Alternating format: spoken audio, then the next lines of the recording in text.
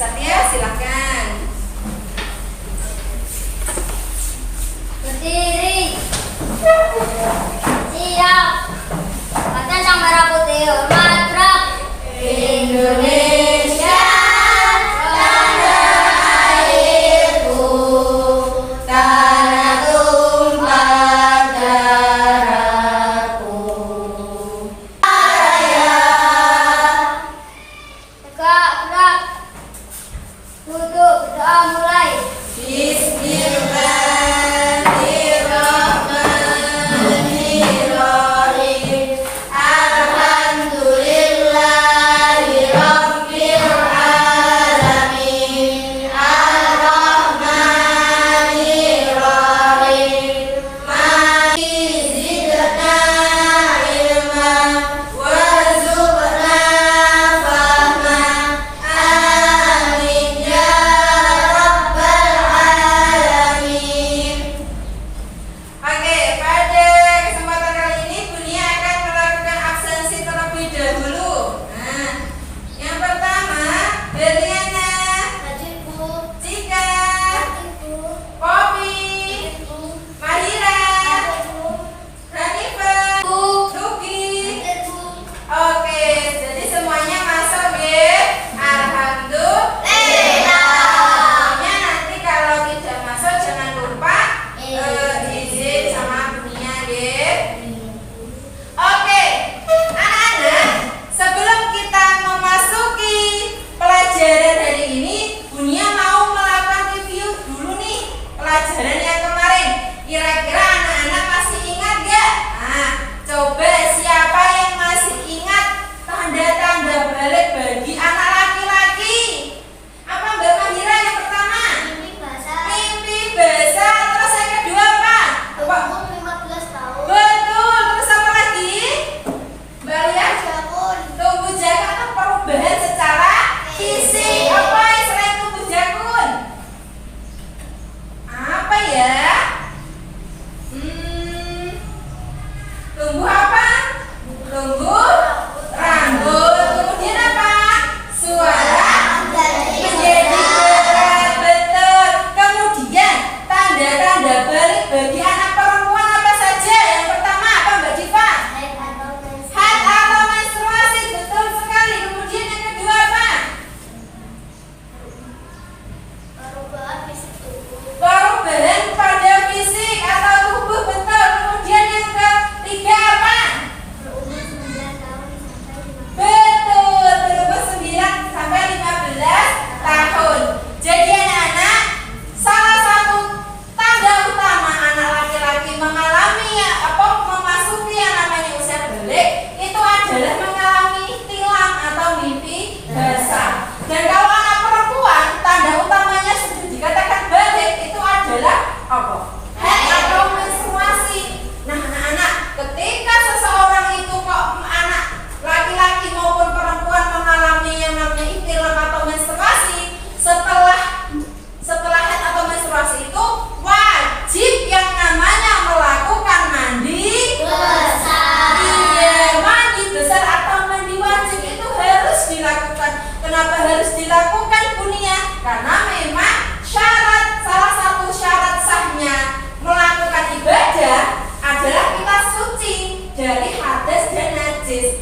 Jadi ikhtilam atau mimpi basah dan juga menstruasi itu termasuk hadas besar. Nah, jadi kalau hadas besar wajib yang namanya melakukan iya, mandi besar atau mandi wajib terlebih dahulu, baru boleh melakukan ibadah-ibadah yang lain seperti puasa, sholat, masuk masjid pun itu kita juga harus dalam keadaan suci seperti itu. Nah, kalau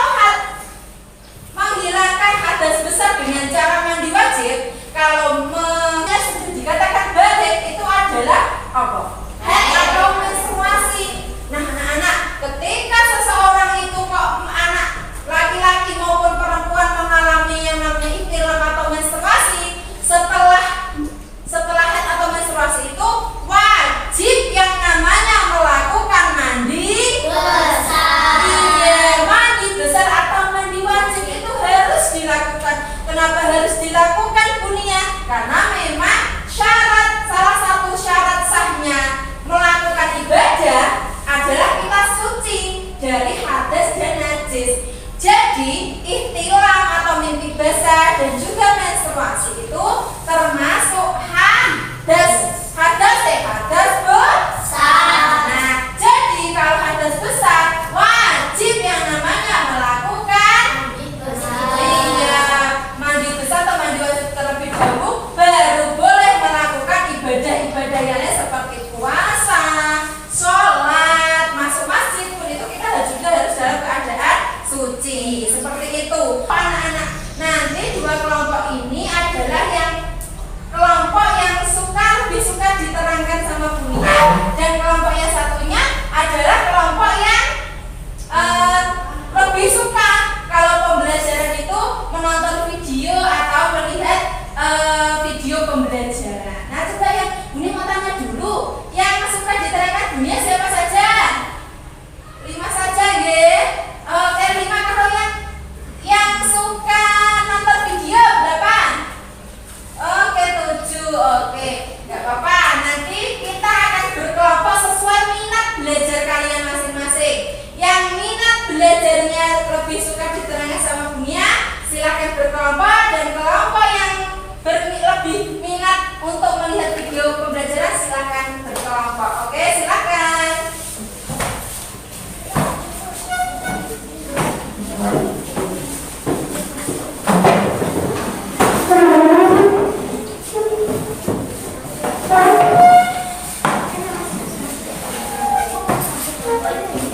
Silakan berkelompok sesuai kelompok dengan minat belajarnya, ya.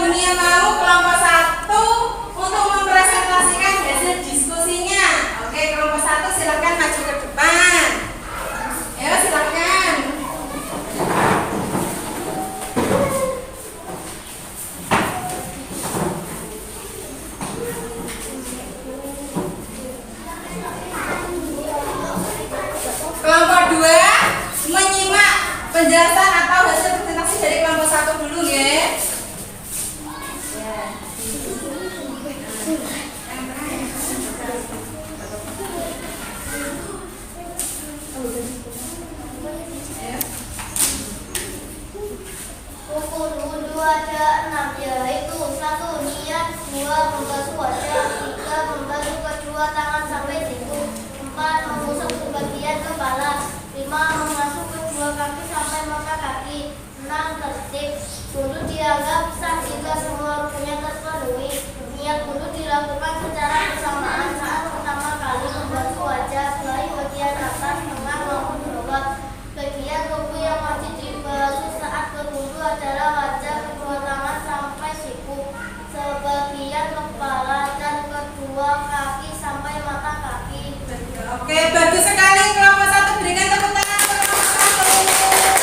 Alhamdulillah, bagus ya hasil ringkasannya. Oke, pindah kembali ke tempat duduk. Sekarang kelompok 2.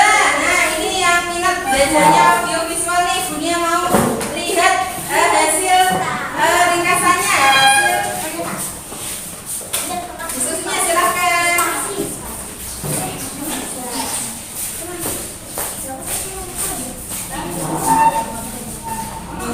Ini sebagian sana Mir, kanan. Jajan, silakan. Rukun mandi wajib adalah niat dan menghibur seluruh badan. Berikut adalah beberapa tata cara mandi wajib yang baik dan benar. 1. Membaca niat mandi wajib. 2. Membasuh kedua tangan sebanyak 3 kali. 3. Membersihkan bagian tubuh yang dianggap kotor seperti area kemaluan. 4. Berwudu seperti biasa dilakukan. Sekarang tanpa Bunia nih es krimnya tadi bisa nggak? Ya. Oke, 1, 2, 3. 1 ditambah 1 sama dengan 2. 2 ditambah 2 sama dengan 4. 4 ditambah 4 sama dengan 8.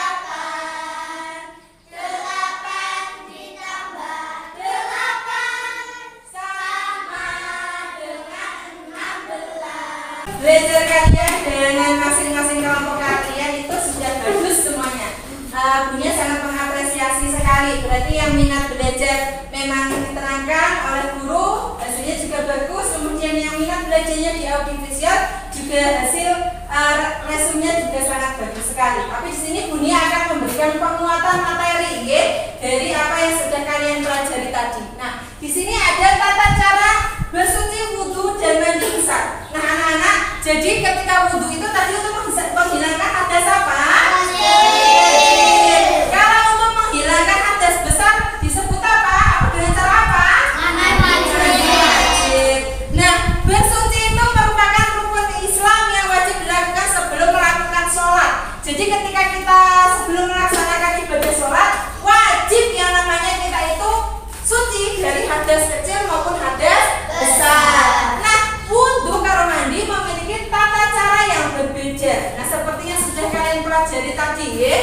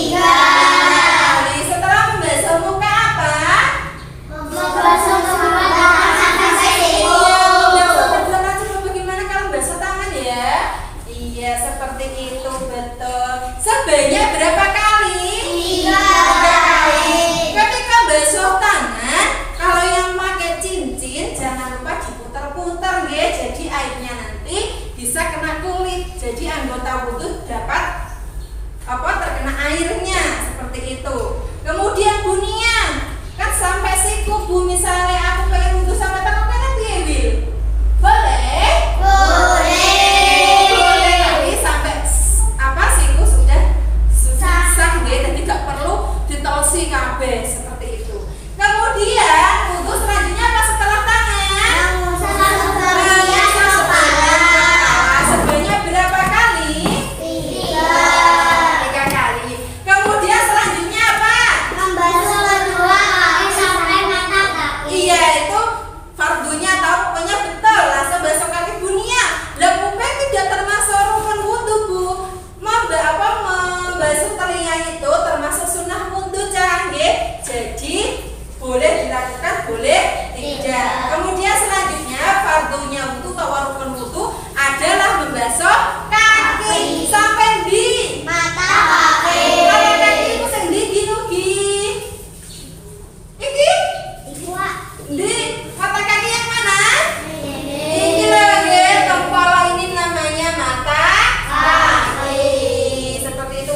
Bunia, aku udah wudhu kepengen sampai tenoknya nih. Nah, itu harus apa? Gak harus sih, tapi sampai mata kaki itu sudah sah. Di luar sini orang kok.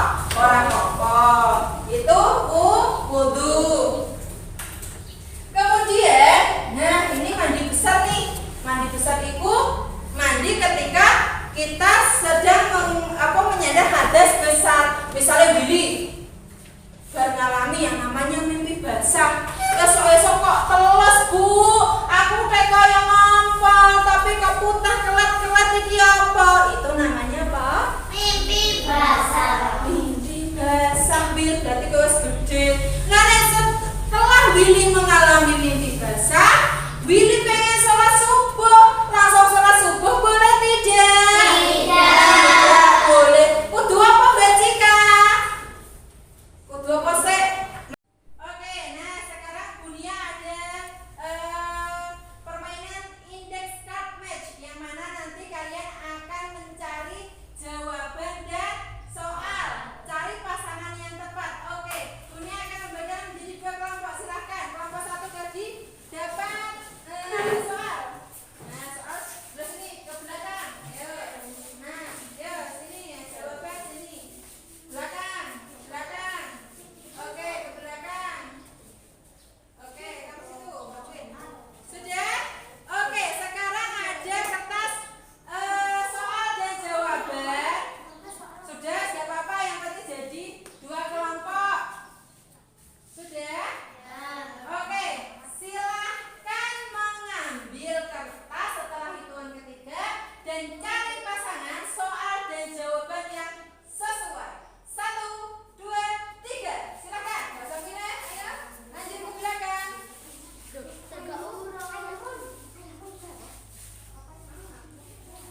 Silahkan cari pasangan yang sesuai antara soal dan jawaban. Silahkan. Sudah ketemu jawabannya? Sudah. Kelompok 1 sudah ketemu? 2, 3, 4, 5, 6. Alhamdulillah. Kira-kira jawabannya itu sesuai nggak jawaban sama soal yang kalian pegang?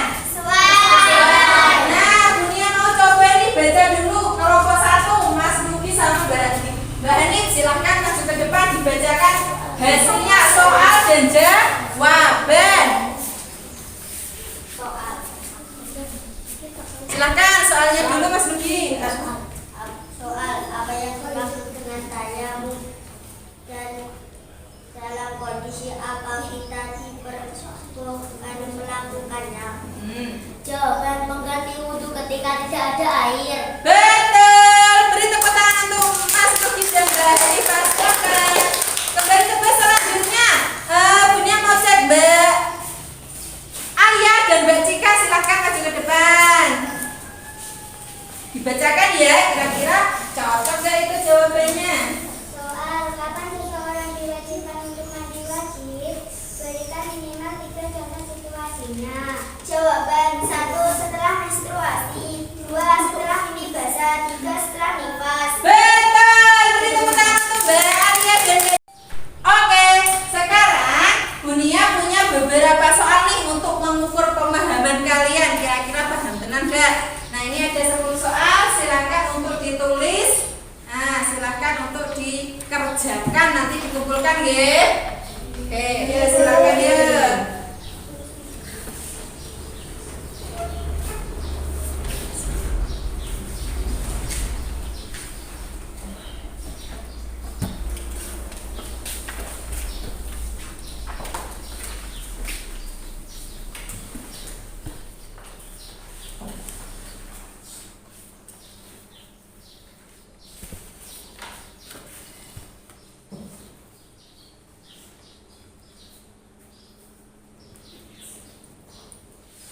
Nanti kalau ada yang mau ditanyakan atau kurang paham dengan soalnya, boleh ditanyakan ke Bunia.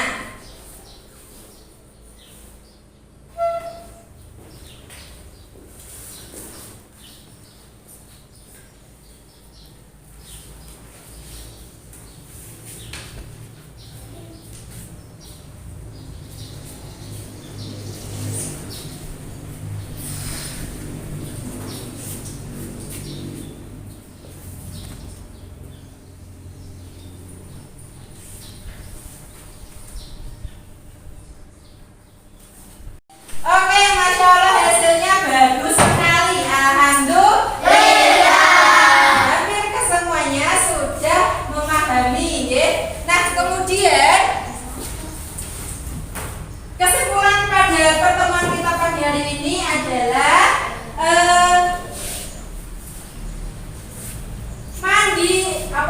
bersuci dari hadas kecil maupun hadas besar itu sangat penting bagi kehidupan kita, karena sebelum kita melakukan ibadah wajib yang namanya kita suci dari hadas kecil maupun hadas besar. Nah, sampai sini ada yang tanyakan tidak? Tidak. Senang nggak pelajaran hari ini? Senang. Kenapa kau senang? Belajar bersama teman-teman ya. Ya, yang audiovisual juga sudah belajar dengan teman sekelompoknya. Oke. Kita akhiri pertemuan kita pada pagi hari ini dengan bacaan hamdalah.